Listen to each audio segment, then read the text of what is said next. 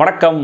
என்ன படம் பார்க்குறதுன்னு பயங்கர ஒரு குழப்பமாகவே இருந்துச்சு. நான் தமிழில் அஃப்கோர்ஸ் ஆல்ரெடி நான் சொல்லிட்டேன், கலியுகம் தவிர எனக்கு வேறு எதுவும் ப்ராமிசிங்காக பெருசாக தெரியல, அப்பீல் ஆகலை அப்படின்னு. மலையாளத்தில் 2-3 படங்கள் நல்லா இருக்குன்னு சொன்னாங்க, 2 படம் நல்லா இருக்குன்னு சொன்னாங்க டு பி எக்ஸாக்ட். ஆனால் அந்த படங்களுக்கான ஷோஸ் இங்கே ப்ராப்பராக கொடுக்கப்படலை, கொஞ்சம் ரொம்ப தள்ளி இருந்தது, விஆர் மால் அப்படி இப்படின்னு இருந்துச்சு. இவ்வளோ தூரம் வெயிலில் போய் ட்ராவல் பண்ணி அந்த படத்தெல்லாம் பார்க்கணுமா அப்படின்ற மாதிரி கொஞ்சம் ஹெசிடேஷன் இருந்ததுனால வீட்டுக்கு வந்து யோசிச்சுட்டு இருக்கும்போது இந்த ஃப்ளின்ட் ஆஃப் டாக்குமெண்ட்ரியை பார்க்கணும்னு எங்கேயோ இடத்துல அந்த சிக்கி நோட்டில் நான் நோட் பண்ணி வச்சுருந்தேன். சரி இதை பார்ப்போமே அப்படின்னு எடுத்து பார்த்ததும் ஒரு நல்லா தான் போச்சு. ஏன்னா யோசிச்சு பார்க்கும்போது கொஞ்சம் அப்படி பேசி பார்க்கும்போது யாருக்குமே இப்படி ஒரு டாக்குமெண்ட்ரி வந்ததாக தெரியவே இல்லை. ஆக்சுவலாக டாக்குமெண்ட்ரி நல்லாவே இருக்குது. ஸோ இந்த ஃப்ளின்ட் ஆஃப் டாக்குமெண்ட்ரியில் என்ன சொன்னாங்க, அப்படி என்ன டாக்குமெண்ட்ரி எடுக்கிற அளவுக்கு அப்படி என்ன ஆச்சு, ஏன்னா ஃப்ளின்ட் ஆஃப் திடீர்னு காணாமல் போயிட்டார் இல்லையா, அவர் என்ன ஆச்சுன்னு நிறைய பேருக்கு தெரியாது இல்லையா. ஸோ அதை பற்றிலாம் இந்த டாக்குமெண்ட்ரியில் கவர் பண்ணியிருக்காங்க. அது எப்படி இருந்துச்சுங்கிறத கொஞ்சம் டிப்பிக்கலான ரிவ்யூ ஃபார்மேட்டில் இல்லாமல் வேறு மாதிரி சொல்ல ட்ரை பண்ணுறேன். ஓகே,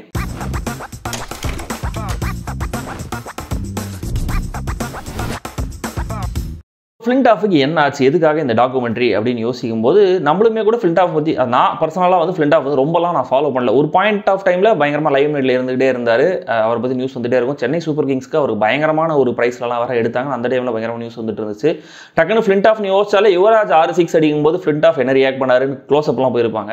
ஸோ அப்படி தான் நம்மளுக்கு தெரியும். கொஞ்சம் ரெபலியஸாகவும் அவர் பிஹேவ் பண்ணியிருக்காரு. அவரை சுற்றி நிறைய சர்ச்சைகள்லாம் இருந்திருக்கு. இங்கிலாந்து கிரிக்கெட் போர்டுக்கும் அவருக்கும் சில பஞ்சாயத்துகள்லாம் இருந்திருக்கு. பார்படோஸில் வந்து ஒரு குடிச்சிட்டு ஒரு இன்சிடென்ட் நடந்து அதெல்லாமே கூட மீடியாவில் பரபரப்பாக பேசப்பட்டுச்சு. இதெல்லாம் தான் ஃப்ளின்ட் ஆஃபை பற்றி நம்மளுக்கு மைண்டில் இருக்குது, அது எனக்கு மைண்டில் இருக்கிற இமேஜஸ். ஸோ இந்த டாக்குமெண்ட்ரியோட அவசியம் என்னன்னு பார்க்கும்போது ட்ரெய்லரை பார்க்கும்போது எனக்கு பயங்கர ஷாக்கிங்காக இருந்தது. என்னென்னா 2022 டாப் கியர் அப்படிங்கிற ஒரு டிவி ப்ரோக்ராமில் ஃப்ளின்ட் ஆஃப் வந்து ஆங்கராக இருந்திருக்காரு. லைக் ஒரு 2-3 வருஷமாகவே அதை பண்ணிட்டு இருந்திருக்காரு. அங்கே அந்த ஷோவில் ஒரு கிராஷ் ஒன்று, பயங்கரமான ஒரு கிராஷ், ஆல்ரெடி அது 2-3 ஆக்சிடென்ட் அவருக்கு நடந்திருக்கு போல இருக்குது சிமிலராக. இதே ஷோலையா இல்லை வேறு ஆக்சிடென்ட் தான் தெரியல. அந்த 2-3 ஆக்சிடென்ட்ஸ் மாதிரி இல்லாமல் இந்த ஆக்சிடென்ட் வந்து ரொம்ப லைஃப் ஆல்டரிங் ஆக்சிடெண்ட்டாக அவருக்கு இருந்திருக்கு. ஸோ அவருடைய ஃபேஸே டோட்டலாக பயங்கரமாக வந்து டேமேஜ் ஆகி அவருடைய அப்பர் லிப்லாம் தனியாக வந்து அந்த மாதிரி பயங்கரமாக ஒரு ரொம்ப டிஃபார்மேட்டிவான ஒரு ஸ்டேட்டுக்கு அவர் போயிருக்காரு. ஸோ அந்த ஆக்சிடென்ட்லேருந்து அவர் இந்த லாஸ்ட் 3 இயர்ஸில் அவருடைய ரெக்கவரிங்கிறது எப்படி இருக்குங்கிறத ட்ராக் பண்ணுறது தான் இந்த டாக்குமெண்ட்ரி. டாக்குமெண்ட்ரிஸ் நிறைய பார்க்குறவங்களுக்கு இந்த டாக்குமெண்ட்ரியோடைய ஃப்ளோ வந்து ரொம்ப ஃபெமிலியராக தான் இருக்கும். ஸோ அது வந்து டிசப்பாயிண்டிங்காகவும் இருக்காது, வேற இன்னோவேட்டிவாகவும் இருக்காது.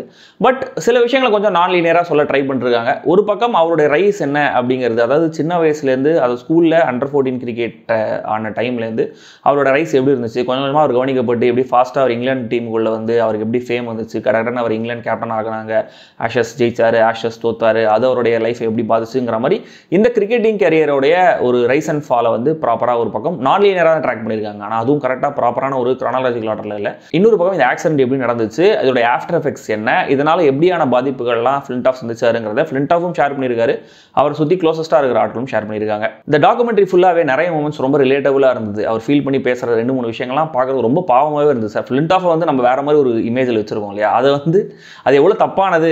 அது ஆஃப்கோர்ஸ் இது மீடியா பில்ட் பண்ண இமேஜ் தான், அந்த மீடியா தான் வந்து நிறைய விஷயங்கள் நம்மளுக்கு வந்து ரெப்ரசென்ட் பண்ணுதுங்கிறதுனால அதை நம்ம எவ்வளோ தூரம் தப்பாக புரிஞ்சு வச்சிருக்கோம் அப்படிங்கிறது இந்த டாக்குமெண்ட்ரி பார்க்கும்போது புரிஞ்சுது. ஒருவேளை இந்த டாக்குமெண்ட்ரியை கூட அவருக்கான ஒரு இமேஜ் பில்டிங் எக்ஸசைஸாக இருக்கலாம். பட் இஃப் அட் ஆல் இதில் சொல்லியிருக்கலாம் உண்மை அப்படின்னு பார்க்கும்போது கண்டிப்பாக ரொம்ப கஷ்டமாக ஹார்ட் பிரேக்கிங்காக தான் இந்த டாக்குமெண்ட்ரி இருந்துச்சு.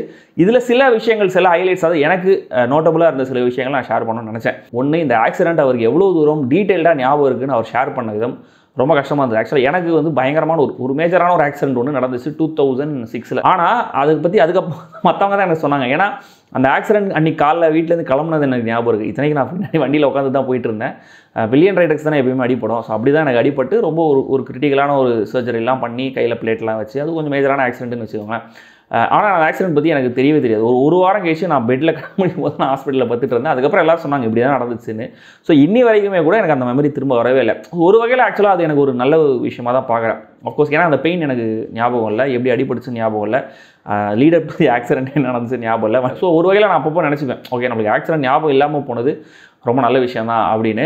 அதுக்கு அப்படியே ஸ்ட்ரெயிட் ஆப்போசிட்டாக இந்த டாக்குமெண்ட்ரியில் ஃப்ளின்ட் ஆஃப் சொல்லியிருப்பார், எனக்கு அட்லீஸ்ட் எனக்கு அடிபட்டு நான் ஒரு 2 வாரம் கழிச்சு கோமாவிலேருந்து நான் முடிச்சிருந்தா கூட எனக்கு ரொம்ப சந்தோஷமாக இருந்திருக்கும். பட் எனக்கு அதில் ஒவ்வொரு செகண்டும் ஒவ்வொரு மொமெண்ட்டும் ரொம்ப டீட்டெயிலாக ஞாபகம் இருக்குது. நான் செத்துடலான்னு கூட நினச்சேன். அதாவது அது வந்து ஒரு மாதிரி அந்த பெயின் வந்து என்னால் வந்து அப்படி இருந்துச்சு, அந்த அகனி வந்து பயங்கரமாக இருந்துச்சுங்கிற மாதிரி ஒரு விஷயம் ஷேர் பண்ணியிருந்தார்.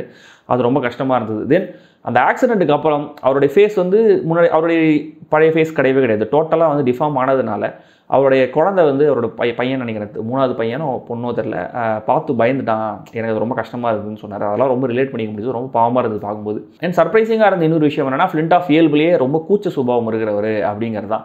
ஒன்ஸ் அவர் இந்த கிரிக்கெட் டீமுக்குள்ளே போகும்போது தான் கிரிக்கெட் தான் அவருடைய காலிங் மாதிரி இருந்திருக்கு. அதெல்லாம் கொஞ்சம் பார்க்கறதுக்கு புதுசாக ஆச்சரியமாக இருந்துச்சு, ஒரு சினிமா பார்க்குற மாதிரி இருந்தது. ஏன்னா ரொம்ப கூச்சமாக, ரொம்ப யார்கிட்டையும் பேசாத, ரொம்ப ஷையாக இருந்த ஒருத்தர் வந்து கிரிக்கெட் உள்ளே போனதுக்கப்புறம் அவருக்கு ஒரு பர்சனாலிட்டி அங்கே கிடைக்குது. அவரோட ஆண்ட்ரூ ஃப்ளின்டாஃப்ங்கிற பேரை ஃப்ரெட்டி அப்படின்ற மாதிரி சொல்கிறாங்க.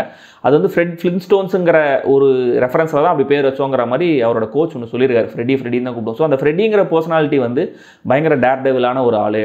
ஸோ அவர் வந்து பயங்கர அவுட் கோயிங், பயங்கரமாக எல்லாருக்கிட்டையும் ரொம்ப ஜாலியாக பேசுகிறவாருன்ற மாதிரி இப்படி 2 டிஃப்ரெண்ட் பர்சனாலிட்டியாக அவர் வளர்ந்துருக்காரு. ஸோ ஒரு ஆல்டர் ஈகோ மாதிரி அவருக்கே தெரியாமல் அவருக்குள்ள வளர்ந்துருக்கு. அண்ட் கிரிக்கெட் தான் அவருக்கு வந்து ஒரு கம்ஃபர்ட்டை கொடுத்துருக்குங்கிறது இந்த டாக்குமெண்ட்ரி பார்க்கும்போது நல்லாவே தெரிஞ்சிக்க முடியுது. அண்ட் இந்த டாக்குமெண்ட்ரியில் எனக்கு பிடிச்ச இன்னொரு விஷயம், அதாவது இந்த டாக்குமெண்ட்ரி இன்னும் ஹெவியாக மாற்றுற ஒரு விஷயம் என்னென்னா, சுற்றி இருக்கிற, அதாவது அவருடைய க்ளோசஸ்ட் ஒய்ஃப், ஏஜென்ட்டு, அப்புறம் ஒரு ஃப்ரெண்ட், அப்புறம் ஒரு கோச்சுன்னு சொல்லிட்டு இவங்கெல்லாம் அவருக்கு ஆக்சிடென்ட் நடந்ததுக்கப்புறம் எப்படி ஃபீல் பண்ணாங்கன்றதை ஷேர் பண்ணியிருந்த விதம் ரொம்ப நல்லா இருந்தது. 2005 ஆஷஸ் டோர்னமெண்ட்டில் ஃப்ளின்டாஃபோட பெர்ஃபார்மன்ஸை பற்றி அது தனியாக ஒரு கிட்டத்தட்ட ஒரு 16-17 மினிட்ஸ் அதை பற்றி மட்டுமே பயங்கரமாக ஃபோக்கஸ் பண்ணியிருக்காங்க.